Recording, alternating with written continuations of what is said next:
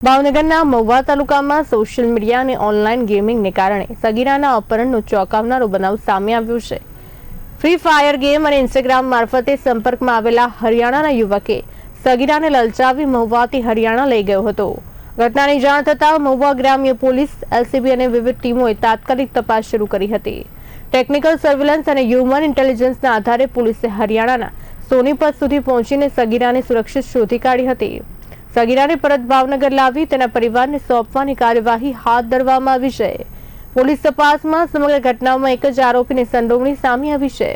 આ બનાવે social media અને ઓનલાઈન ગેમિંગના વધતા જોખમો અંગે વાલીઓ માટે ચેતવણીરૂપ સંદેશ આપ્યો છે।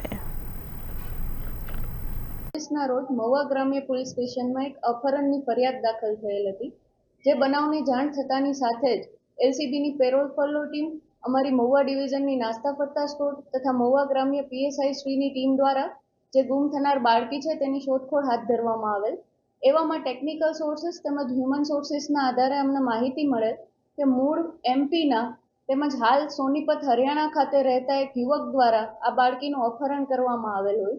જે સમગ્ર બનાવની જાણ થતાની સાથે જ થાણા ઇન્ચાર્જ શ્રી મહુવા ગ્રામ્યની એક ટીમ તાત્કાલિક હરિયાણા ખાતે રવાના કરી દેવામાં આવેલ અને ત્યાં પહોંચતાની સાથે જ તેઓ બાળકીને શોધી કાઢવામાં સફળ થયેલ હોય અને હાલ આ બાળકીને અહીંયા પરત લાવી અને તેમના વાલી વારસાને પરત સોંપવાની કાર્યવાહી હાથ ધરવામાં આવેલ છે।